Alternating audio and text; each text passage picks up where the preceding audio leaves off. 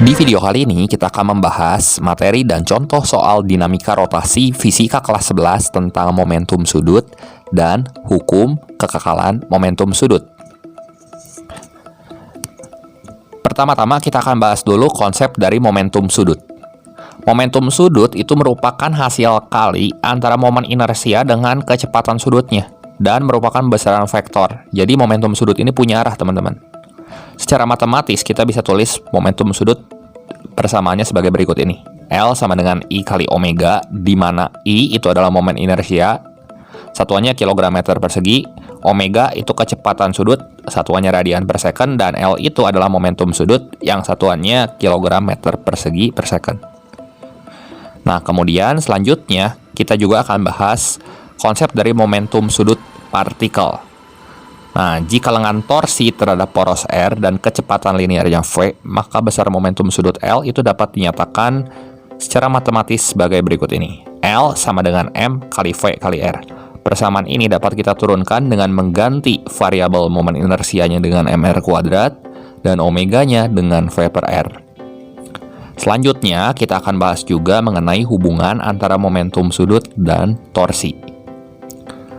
Torsi atau momen gaya itu merupakan turunan dari fungsi momentum sudut terhadap waktu.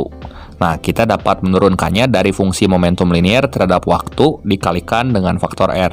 Ingat kembali bagaimana cara menurunkan fungsi momentum linier terhadap waktu ketika kita belajar tentang impuls momentum di kelas 10. Secara matematis, kita bisa tuliskan hubungan antara momentum sudut dan torsi dengan persamaan berikut ini. Torsi sama dengan dl per dt, atau turunan dari fungsi momentum sudut terhadap waktu. Dan selanjutnya kita akan bahas juga mengenai hukum kekekalan momentum sudut.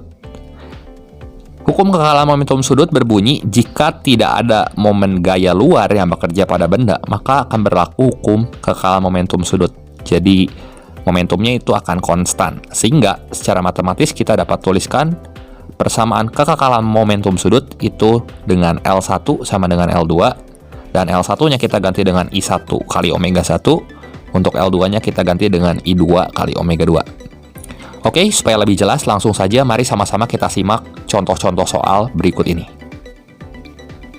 Contoh soal yang pertama. Bola pejal bermasa 2 kg dan berjari-jari 0,2 meter berotasi terhadap porosnya dengan kecepatan sudut 4 radian per second. Tentukan momentum sudut bola pejal tersebut. Nah, gimana coba untuk menyelesaikan soal seperti ini? Kita tulis dulu teman-teman data-data yang diketahui. Apa aja di sini? Massa 2 kilo. Jari-jari bola pejal itu 0,2 meter. Dan omega atau kecepatan sudutnya 4 radian per second. Diputarnya di mana? Pas di tengah-tengah sini kan? Jadi, untuk menentukan momentum sudut, kita bisa gunakan persamaan L sama dengan I kali omega. I-nya kita ganti aja sama momen inersia bola pejal. Berapa coba? 2 per 5 mr kuadrat kan? Kali omega. M-nya ada? Ada, 2 kilo. R-nya ada? Ada, ini 0,2 meter. Omeganya juga ada, 4 radian. Ya, substitusi semua ke persamaan L sama dengan I kali omega. Dan kalau kita hitung, kita akan peroleh hasilnya L sama dengan 0,128 kg meter persegi per second. Seperti itu. Gampang kan? Contoh soal yang kedua. Gambar berikut menunjukkan posisi sesaat dari benda P dan Q yang sedang berotasi dengan kecepatan konstan. Masing-masing 1 meter per second dan 3 meter per second terhadap titik O dalam arah yang berlawanan. Jadi, P ini berotasi dengan arah berlawanan jarum jam, Q ini berotasi dengan arah jarum jam ya. Pertanyaannya adalah momentum sudut total P dan Q terhadap O itu adalah titik-titik.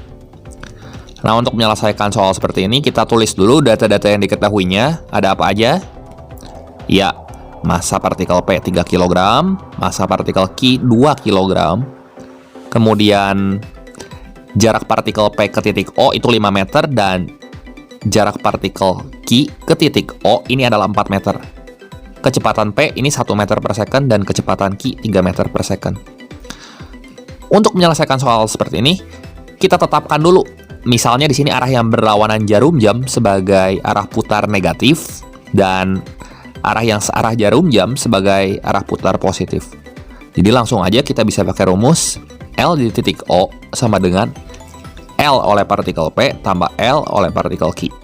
Jadi langsung aja kita bisa pakai rumus M kali V kali R. Tapi hati-hati, karena tadi kita menetapkan arah yang berlawanan jarum jam itu negatif, berarti kita kasih tanda minus di depan momentum sudut partikel P terhadap O. Jadi ini sama dengan min MP kali VP kali RP tambah MQ kali VQ kali RQ. Kita udah punya kan semua data-datanya? Ya udah substitusi aja. Jadi negatif 3 kali 1 kali 5 tambah 2 kali 3 kali 4. Ini kalau kita hitung berapa tuh hasilnya? 9 kg meter persegi per second. Sehingga jawaban yang tepat di sini adalah yang B. Seperti itu. Contoh soal yang ketiga. Sebuah benda bermasa M sama dengan 50 gram diikat pada ujung sutas tali yang lalu dilewatkan ke sebuah lubang pada permukaan horizontal seperti ini. Yang licin, tepat seperti pada gambar berikut nih. Nah, semula benda itu bergerak dengan kecepatan linier V0 yang sama dengan 1,5 meter per second dan R0 yang sama dengan 0,3 meter. Lalu, talinya ditarik perlahan-lahan dari bawah sehingga jari-jarinya menjadi RT sama dengan 0,1 meter. Jadi jari-jarinya ngecilin di sini. Pertanyaannya, kerja yang dilakukan untuk mengubah jari-jari lintasan itu adalah titik-titik. Kita tulis dulu data-data yang diketahui dan pastikan semuanya dalam SI seperti berikut. Kemudian, yang pertama kita tinjau ke kekalahan momentum sudut. Jadi, momentum sudut awal sama dengan momentum sudut akhir.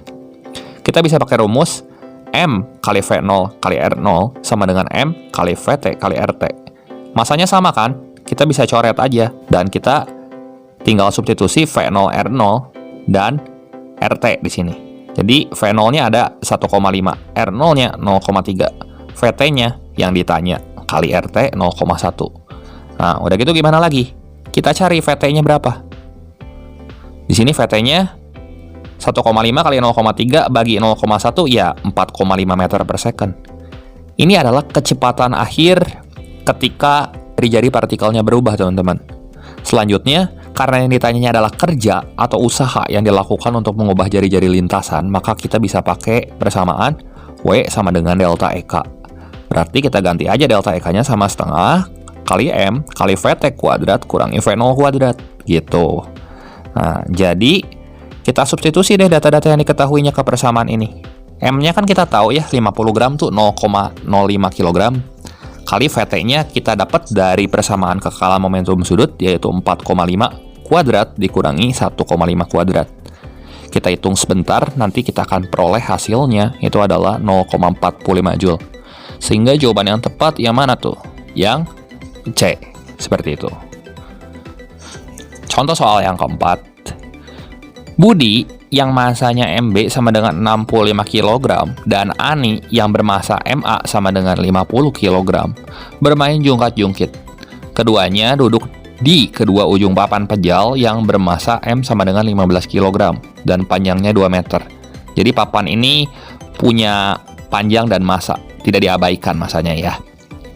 Nah, jika penumpu ditempatkan di tengah-tengah batang dan papan tidak bergeser dari penumpu karena gesekan, tentukan momentum sudut sistem jika sistemnya berotasi naik turun sebesar omega sama dengan 10 radian per second. Nah, untuk menyelesaikan soal-soal seperti ini, kita tulis dulu data yang diketahui. Yang pertama, massa dari Ani 50 kg, massa Budi 65 kg, massa batangnya yang diputar di tengah-tengah itu adalah 15 kg. Nah, nanti kita cari momen inersia batang yang diputar di tengah-tengah sini. Kemudian panjang batangnya 2 meter dan kecepatan sudutnya 10 radian per second. Karena yang ditanya adalah momentum sudut sistem, berarti kita bisa langsung pakai rumus L sama dengan I di titik O kali omega. Nah, berarti berapa tuh? I di titik O-nya kita ganti aja 1/12 kali ml kuadrat. Ini adalah momen inersia batang yang diputar di tengah-tengah. Tambah MA kali L/2 kuadrat. Itu massa Ani dikali kuadrat jarak dia ke poros di titik O, ya. Tambah massa Budi kali kuadrat jarak dia ke titik O juga, ini L/2, ya. Jangan lupa dikuadratkan kali omega. Data-data M, L, MA, MB, dan omega kita udah punya semua. Tinggal substitusi aja ke persamaan yang ini. Seperti ini. Dan kalau kita hitung sebentar, maka kita akan peroleh nilai dari momentum sudut sistem jika sistemnya berotasi naik turun sebesar 10 radian per second itu adalah 1200 kg meter persegi per second. Seperti itu. Oke, demikian saja pembahasan singkat mengenai materi dan contoh soal momentum sudut dan hukum kekekalan momentum sudut dinamika rotasi fisika kelas 11 kali ini. Semoga video ini bermanfaat dan membantu teman-teman semua dalam belajar. Jangan lupa like, share, dan subscribe channel ini jika kalian rasa video ini bermanfaat. Terima kasih untuk perhatiannya, sampai jumpa di video saya yang berikutnya.